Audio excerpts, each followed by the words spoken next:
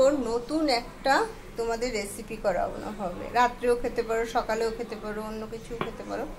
যাক, আমি সেফ দুটো শুকনো লঙ্কা আগে দিয়েছি খালি কড়াইতে, কিন্তু এর ভিতরে কিন্তু তেল ফেল কিচ্ছু দেওয়া হয়নি, আর বাদাম ছেড়ে দিয়েছি।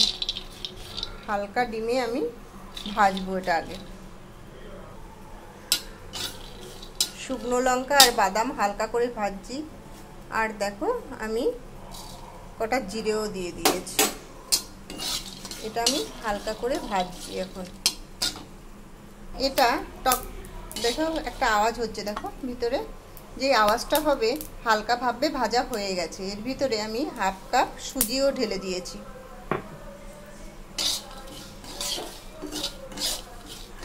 হালকা করে আমি নাড়বো এটাকে। একটা সুজির কাঁচা গন্ধ থাকে, সেটাকে আমি নাড়ছি। পাশে আমি হালকা করে একটু জল গরম করছি। আমি 5 মিনিট পাখার হাওয়াতে এটা ঠান্ডা করতে দিচ্ছি। আমি এখন এটাকে মিক্সারে ফেলবো। 5 মিনিট আমার হওয়ার পরে, ঠান্ডা করার পরে আমি এখন এটা মিক্সারে ফেলবো। মিক্সারে ফেলার পরে একটা সুন্দর একটা গন্ধ বেরিয়েছে, জিরে, শুকনো লঙ্কা, তারপরে সুজি, একটা সুন্দর ফ্লেভার গন্ধ বেরিয়েছে। এখন আমি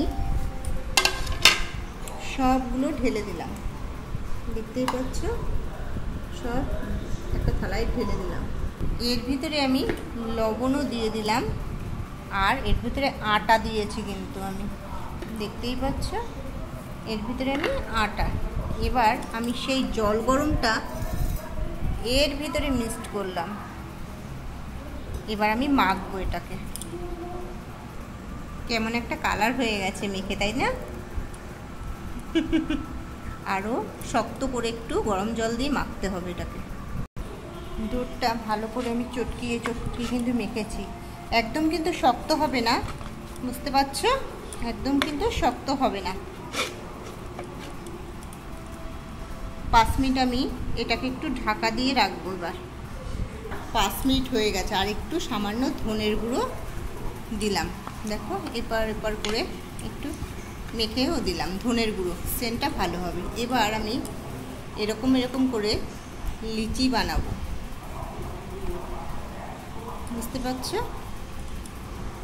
আমি সেই গোল গোল করে রেখেছি কিন্তু, দেখতেই পাচ্ছ। এবার আমি আটা নিয়েছি, এবার আমি এটাকে বেলবো। আমি কিন্তু এক একটা করে বেলছি, দেখতেই পাচ্ছ। আমি এটাকে বেলে গোল করে রেখেছি, সব বেলে আমি রেখেছি। দেখো, গোল গোল করে পাপড়ের মতো লাগছে না দেখতে? কেমন লাগছে? পাপড়ের মতো। কড়াই আমার গরম হয়ে গেছে। আমি কিন্তু তাওয়াতে বসাতে পারতাম রুটির, কিন্তু আমি বসাইনি। আমি এবার ছেড়ে দিলাম। পুরো নিজের মতো করে একদিন খেয়েছি, খুব ভাল লেগেছে, তাই তোমাদের শেয়ার করছি। গন্ধটা খুব সুন্দর বেরোচ্ছে। এক পিঠ হয়ে গেছে, আর এক পিঠে আমি ছেড়ে দিই। পুরো রুটিরই মতো, তাই না লাগছে?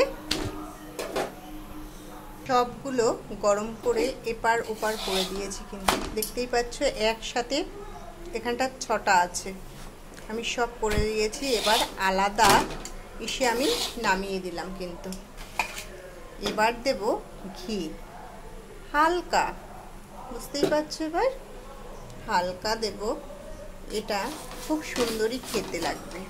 দেখো, ফুলছে, খেতে যেরকম টেস্ট, দেখতেও সুন্দর হয়েছে। অবশ্যই ট্রাই করো বন্ধুরা, ঘি দিয়ে ভেজে খেয়ে সন্ধ্যার সময়। যাই হোক, আমার এই রেসিপিটা নিজেরই, সুজি দিয়ে বাদাম দিয়ে কেমন করে করেছি বন্ধুরা।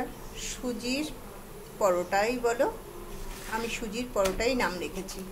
তোমরা খেয়ে ট্রাই করে লাইক শেয়ার করো। আর কি বলবো, টাটা বন্ধুরা।